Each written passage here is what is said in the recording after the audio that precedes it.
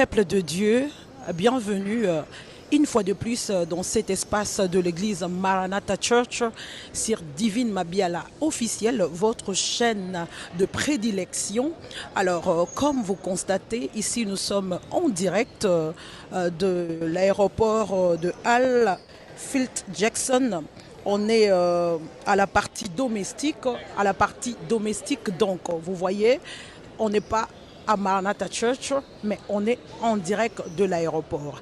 Alors, cette partie, c'est la partie qu'on appelle la partie domestique parce que elle est beaucoup plus concentrée sur le vol au niveau interne, tout le 50 États que comptent les États-Unis d'Amérique. Donc c'est la partie où les avions internes ont l'habitude d'atterrir.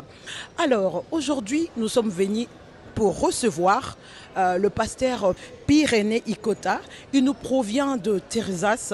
Comme je disais tantôt, nous sommes en direct de l'aéroport de Hall Field Jackson, ici à Atlanta, Georgia. Vous constatez qu'on est à la partie de la sortie. Alors, c'est la partie qu'on appelle la partie domestique. Pour ces jeudi 26 octobre, nous sommes venus ensemble avec la délégation de l'église Maranatha Church qui est conduite par le pasteur Martin Naba. Alors, on est venu pour recevoir, tout comme accueillir le pasteur Pierre-René Ikota. Il nous provient de Texas, Dallas. Alors, avec lui, il sera question de nous expliquer d'ici là. Donc, je vous donne juste 10 minutes parce qu'il vient déjà de faire son atterrissage. Donc, l'avion vient de faire son atterrissage. Et il est temps pour nous de nous relaxer un peu. Nous osons croire que le pasteur Pierre-René, il sera parmi nous pour nous donner les raisons de sa visite ici à Atlanta. Déjà, moi, je vous ai annoncé qu'il arrive dans le cadre de la conférence que l'église Maranatha Church est en train d'organiser. Alors, c'est une conférence qui va prendre 3 jours. C'est une conférence qui va prendre 3 jours durant et il va essayer de nous donner le meilleur de lui parce que vous connaissez la thématique qui est retenue pour cette conférence.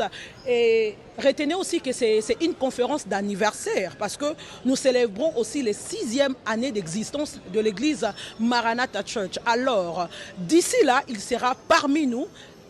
C'est vraiment une figure de proue dans le monde pastoral. Le pasteur Martin Naba va nous dire qui est réellement le pasteur Pierre-René Ikota, qui nous provient de Dallas.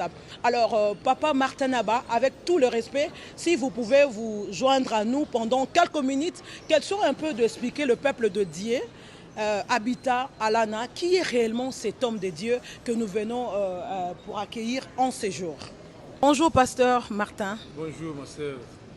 Voilà, on constate qu'aujourd'hui le décor est tout à fait différent parce que nous sommes ici au niveau de l'aéroport domestique pour accueillir un grand homme de Dieu que vous connaissez parce que l'autre fois, entre nous à l'église, vous avez annoncé son arrivée, vous avez dit que c'est une figure de proue, c'est une figure emblématique dans le monde pastoral. Nous sommes venus à l'aéroport accueillir un grand homme de Dieu, pasteur Pierre-René Ikota.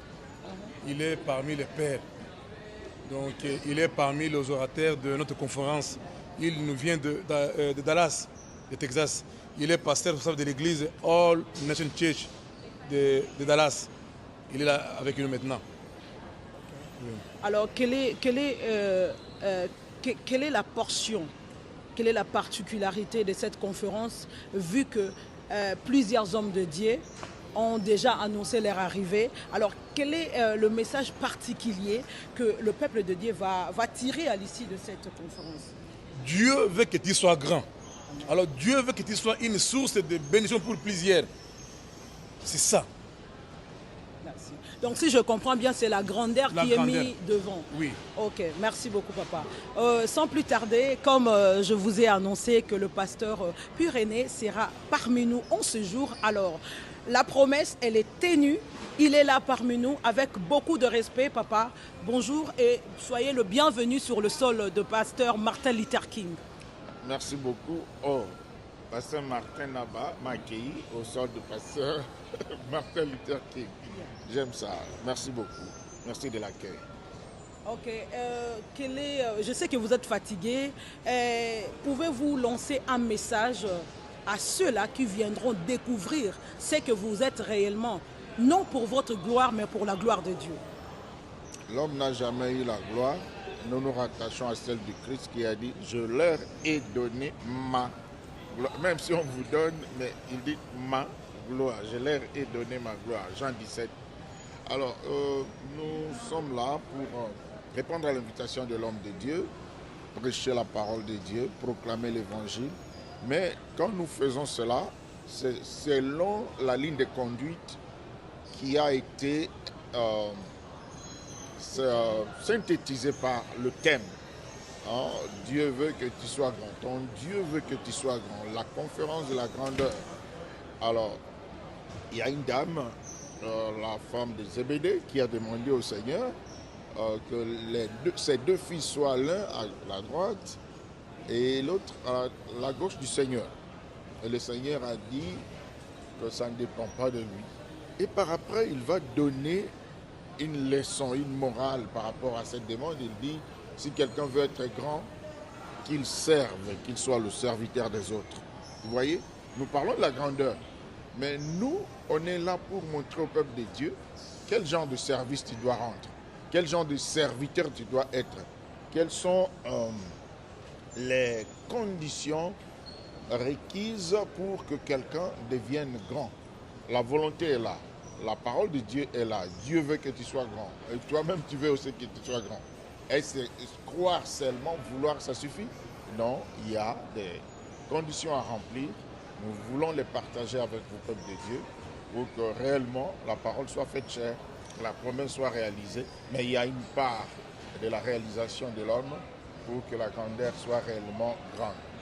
Donc, si je comprends bien, pendant ces 3 jours, vous allez montrer quelles sont les méthodologies pour accéder à la grandeur divine. Exactement. Il y a beaucoup maintenant de domaines et chaque homme de Dieu va aborder un domaine de la vie, quelques principes sur les Écritures qui peuvent amener à la grandeur. Alors, moi, de mon côté, l'homme de Dieu sait, j'œuvre beaucoup plus dans le domaine de la délivrance, dans le domaine du salut, évangélisation, gagner les âmes, chasser les démons, prier pour la guérison, prier pour le breakthrough, c'est-à-dire la percée. Tout ça, c'est un domaine dans lequel je vais œuvrer ou contribuer aussi au message de la grandeur. Oui, sachant que vous êtes fatigué, c'est la toute dernière question, papa. C'est aussi une conférence d'anniversaire parce que Maranatha Church vient de totaliser ce sixième année d'existence ici à Atlanta, Georgia. Alors, un mot, un souhait pour cette église qui est en train de faire ses pas. Un mot, un souhait, c'est le souhait de la croissance, le souhait de la grandeur.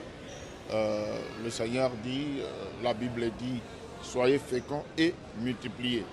Pour toute église locale, pour tout ministère, ce que nous souhaitons, c'est marcher sur les traces de la Bible, des patterns laissés par l'église primitive, le Seigneur Jésus et les apôtres. Tout a commencé par l'implantation. L'implantation vient par l'évangélisation, on gagne les âmes. Cette étape est vraiment importante pour que nous puissions prier et souhaiter à l'église la croissance numérique.